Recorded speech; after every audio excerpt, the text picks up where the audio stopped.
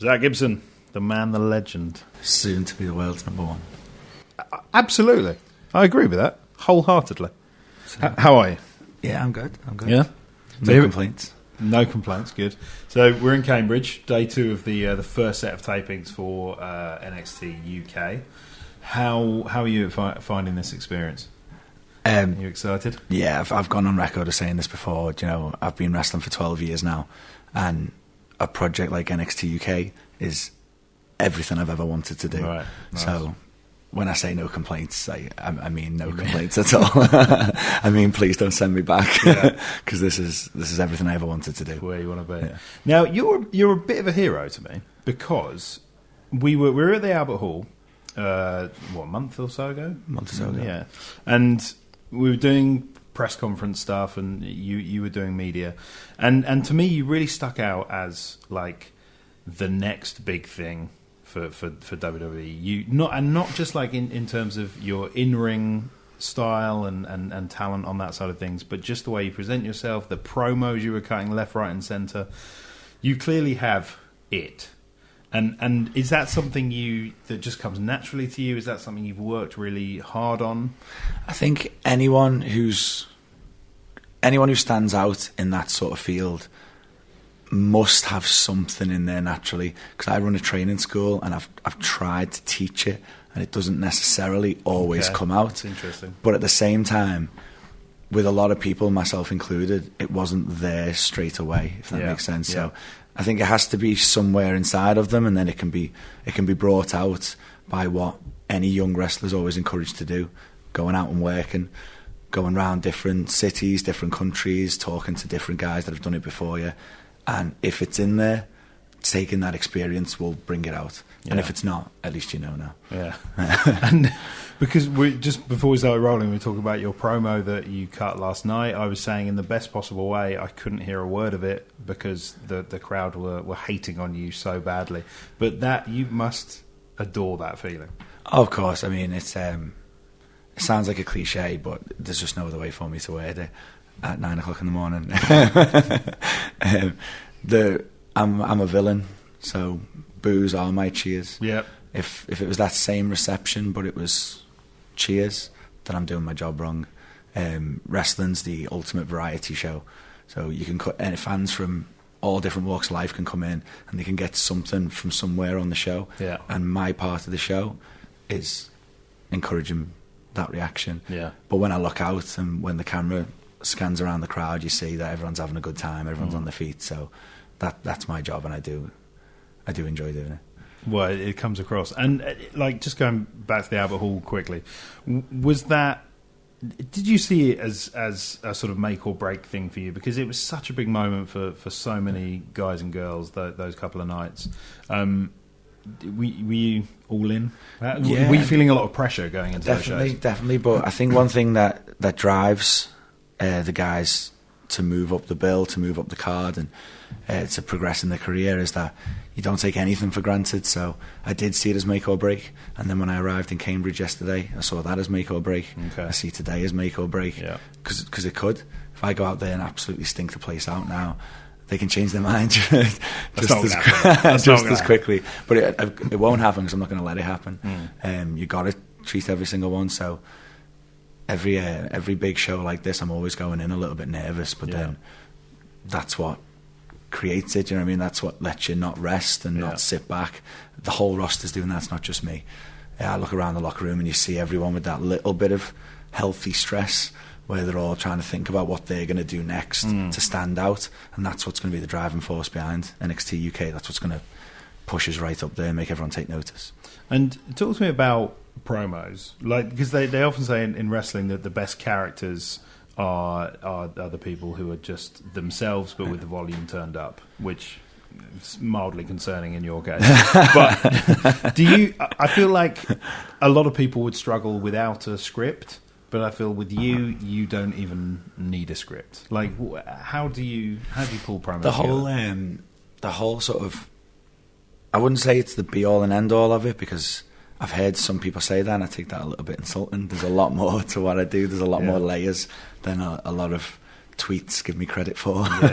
But I guess at the origin of of the whole Zack Gibson.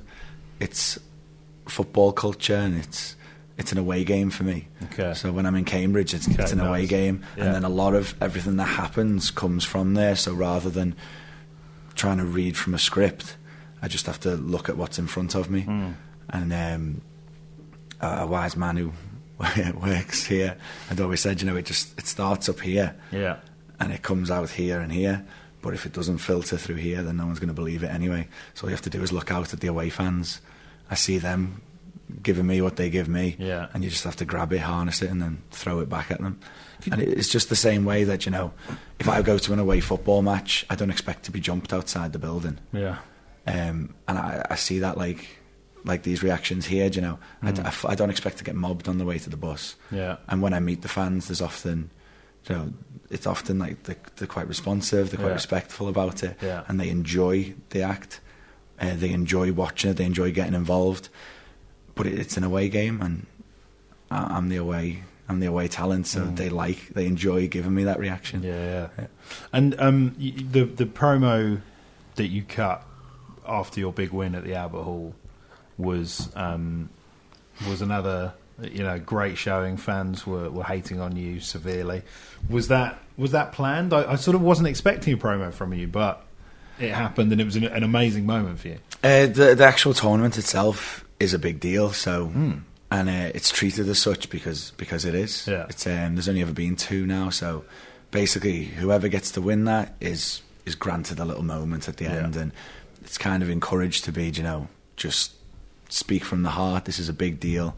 The cameras aren't they were rolling, but they're not necessarily rolling for TV anymore. So you just say what you want to say, and you can thank people in attendance. But I was told to speak from the heart, so I just wanted to rub it in the face a little bit. They'd just been trying to put me off every 2 minutes. So. But I love that commitment. I was sat on that for a little while, just to sort of a loose idea in my head. I mean, it's the LA song, so I know the song.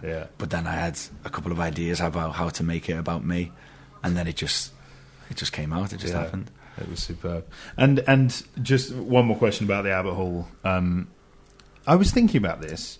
Not many wrestlers have performed at the Albert Hall because there haven't been loads of wrestling shows over the years. But presumably, you are the only wrestler on the planet who's headlined 2. So you had 4 matches. 4 matches, and headlined 2 shows. I don't know if I'd be the absolute only one. I like to think I am. If not, but if not, definitely back to back 2 nights on the trot main event, and that will be incredible for you. That'll be a high scoring answer on Pointless in a couple of years. Someone's going to win a lot of money off that. And so how was it with because you had Triple H there, you had Shawn Michaels there in the ring, you had Johnny Saint, obviously you were figuratively spitting at the crowd, but inside your heart must have been smiling. Well, as I said earlier, these I do treat these shows make or break. So there's a lot of pressure on them, and there's a lot of focus that goes into it in the weeks building up to it, and then especially on the day, just laser focused.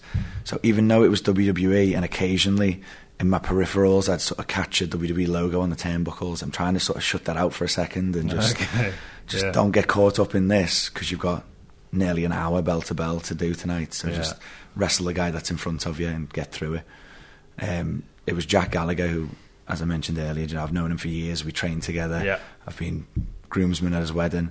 So I'm stood there, I'm wrestling Jack, and I can almost, for a second, forget where I am and just focus on the guy in front of me. And then after that, I was wrestling Flash Morgan, another guy who I've known for years.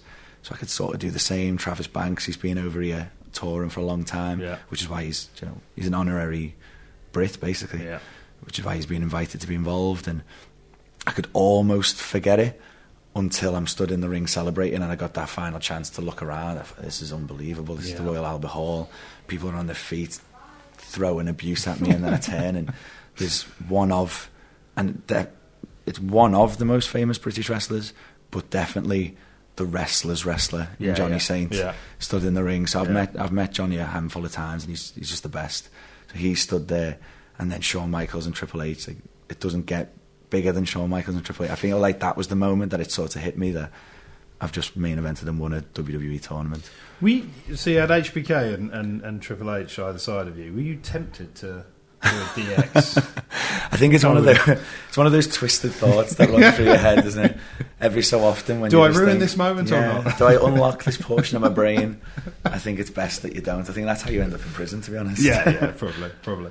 And how has your experience been in WWE so far? Because one thing I have really noticed, obviously, talents are allowed to bring in or use their own personas from the indies, and not only have they not really changed you at all, but I feel like they've really embraced you. Hearing Marinella on commentary on the Albert Hall shows, giving the history of your background, Shankly Gates, and what that means, and all that kind of stuff. That must be lovely to know that WWE are supporting you in that way. Definitely, that was. You hear a lot. Again, it's social media and it's things like that. People, they never want anything to be good. They love complaining about things. Yeah. Not everyone, that's harsh, but you know what I mean. You've definitely seen it. Yeah. And they worry that things like, oh no, WWE are going to change people. They're going to do this. They're going to do that.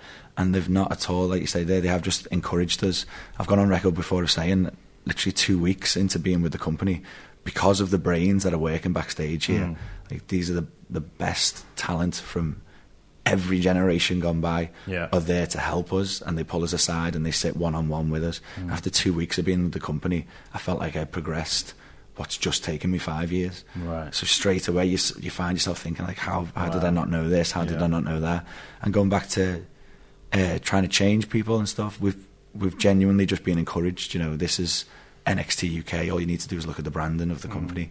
They want this to be the UK brand, so they want us to be us, because it's beneficial when it's us. It's beneficial when it's something different. They've already got NXT, and they've already got Raw, and they've already got SmackDown, so this is supposed to be different. And I've been at other companies that some people see as another top company, and they've tried to change me, and they've forced me to embarrass myself on national television wearing a leather jacket that I didn't want to wear because their costume meeting said that I needed to do that. So anyone that tries to point fingers, not because I have to, but just because I want to, this is the company that's encouraging me to be me, letting me keep my name, letting me reference Bob Paisley, Bill Shankly, do everything I ever wanted to do. So I can honestly stand and not say a bad word. Yeah. That's awesome. And so, as you mentioned, you've worked for lots of other companies. Obviously, you're an indie darling. You know, Progress, Rev Pro, ICW. The landscape has changed massively now. WWE are kind of actively doing business with these kind of companies. It's so different to how it was, 10 years ago. Why do you think there's been such a shift in attitude when it comes to indie wrestling and just the landscape in general? It's hard to say, other than because I've not been in the meetings. I don't know the full ins and outs from being a part of the actual scenes itself and from being around people. All I could really say is that everything evolves, doesn't it? So I think that's always been the thing that's pushed WWE to be the top dog. They didn't get that by accident. They weren't handed this at some point. They've been the leader in sports entertainment for years. Yeah. And from being around them, I can see this is just something that's going to continue, because they've constantly got the finger on the pulse. They don't fight any of the current trends. They want to give back to the audience that supported them for years. So indie wrestling is in huge demand. Their fans have asked for it, and they've picked it up, and they've given them what they wanted. They've picked up these different things rather than fighting it, rather than trying to stick to their ways. They've evolved.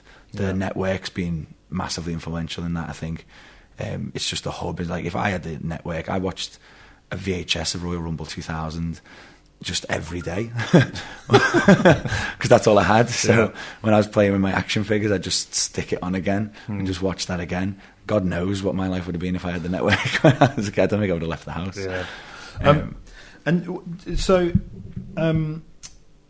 you've obviously got a great affinity with indie promotions and the indie fans as well. A lot of sort of hardcore indie fans would say that WWE hosting more shows in the UK and having a bigger presence over here more regularly is damaging the indie circuit. Well, how would you respond to that?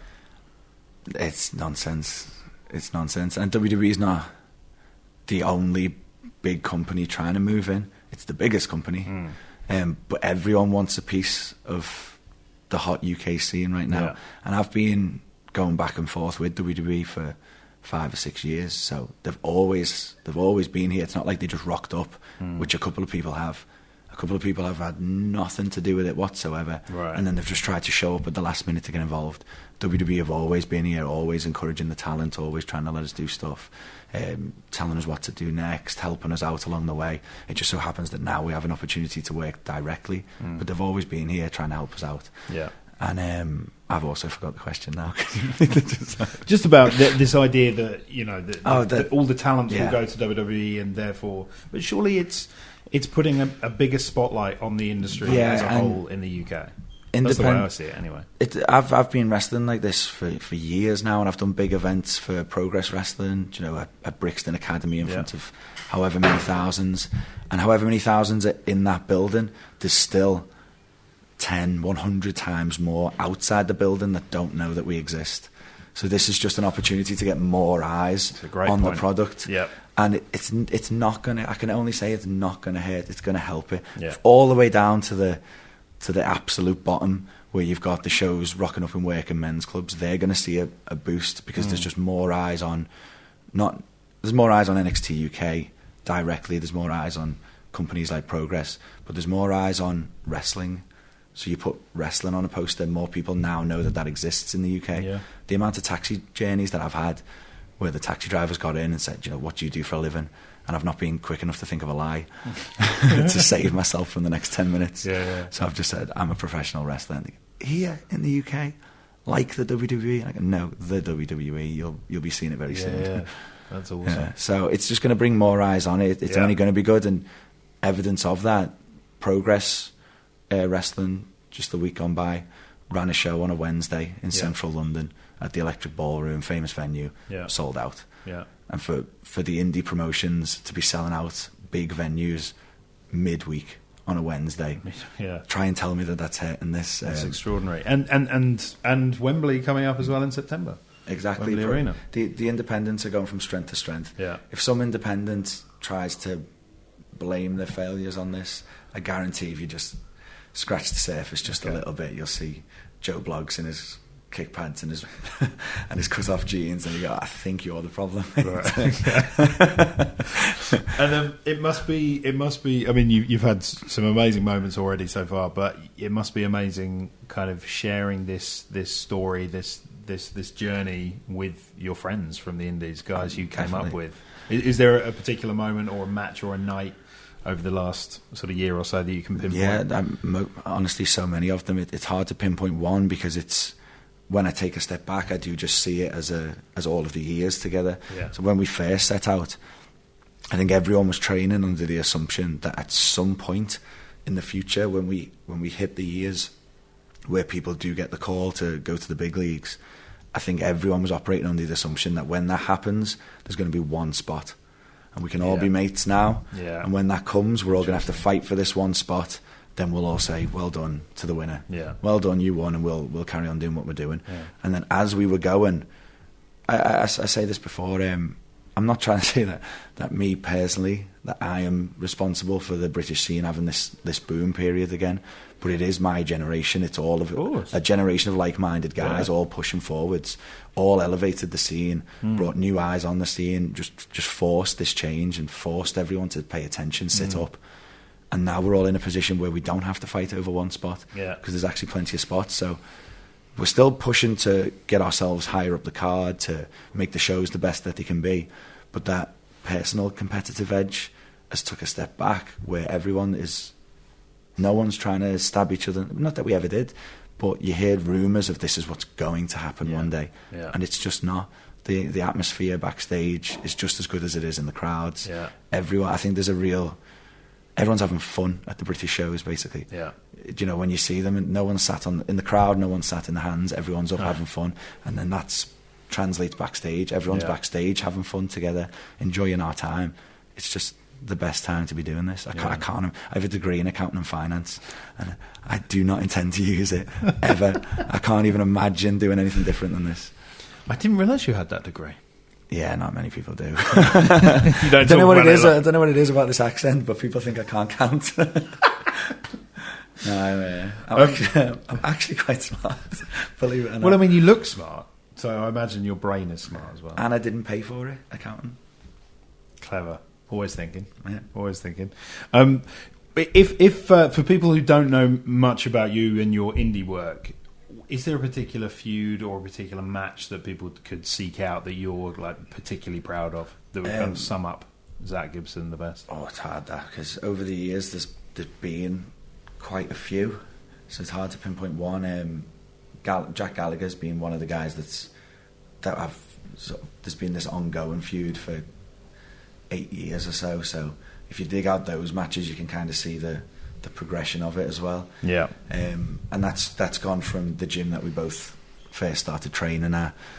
We then had this big program in Wigan, which was sort of the first time that a couple of the indie fans started paying attention to me. That was me and him. A couple of years later, that got called back in another promotion in Manchester. Okay. Then a couple of years later, that got called back at Progress in London, and then we took it to the Royal Albert Hall. So that's always been a good story one to follow. Yeah. Matches with James Drake have also been another one, because he's another guy that I've known for years, and now we tag team in Progress. So again, that's another thing that you can see going through them. And then I think the ultimate sort of, if you just need to jump in at any point, then get on the network. Me and Pete Dunne from the second night of Albert Hall. It doesn't. To me, that was everything I ever wanted to do in wrestling. Yeah. The setting was perfect. The anticipation was perfect, so the crowd were there. And then Pete Dunne's one of the best that any country's ever produced. He's absolutely one of the best. Yeah. People watching him are saying this, and then anyone that gets in there and gets out the ring walks away going like, yeah, he is. Yeah. He's absolutely one of the best there is. He's incredible. Just talk dream matches quickly. If you could book your dream match, I'm talking opponent, stipulation, event, and venue. That's hard. I don't know if I can put them all in one. But I guess there's three matches that I'm sort of after at the minute. So my favourite wrestlers when I was a kid were Billy Gunn, Jeff Hardy, and Rob Van Dam. As you can tell by the way I turned out. Yeah. But I wrestled Billy Gunn a couple of years ago. Okay. And it was just everything I wanted it to be. He's the best. Yeah. Then I wrestled Rob Van Dam within the last couple of years. So to tick off my childhood three needs to be Jeff Hardy. Okay. And obviously he's back where he belongs with WWE, so it's on the cards, isn't it? It's at some point. Surely in Liverpool or something during the UK tour, you could. That could be arranged. So me and Jeff Hardy, that's got to be one of them. The other would be another match on yet another bigger setting with Jack Gallagher. We've constantly upped it. Every time we've thought that's the one that we could retire today. Yeah. We thought, we could just keep on pushing it, and then we find ourselves in front of, I think the biggest that we did on the Independence was Brixton Academy, 2,000 people. So we thought, there we go. We took this feud in front of 2,000, or maybe we could keep pushing. Royal Albert Hall sold out. We took the feud there. So next would be another big WWE arena. Get that next step of me versus Jack, and then the only thing, the one that I've immediately focused on, the third one, probably the most important one, because it's what's gonna cement my spot in the history books, is the rematch with Pete. Yeah. Because Pete's the face of the company right now. Pete's carrying the brand on his shoulders, carrying the UK Championship. And Austin said it best, and it always stuck with me in every walk of life. He said, if you're not here to be the champion, then why are you even here in the first place? I'm not looking to scramble around the mid card or have some fun in the opening match. I want to be in this company because I want to carry the title, and I want to be the face of the company. So rematch with Pete Dunne, any venue. I always want to wrestle at Madison Square Garden, but I'll do it in the back alley behind the hotel if you really want. I just want to wrestle Pete Dunne. I want to take his belt. Awesome. I can't wait to see it. Zack, absolute pleasure to meet you. Pleasure. Thank you. Thank you, dude.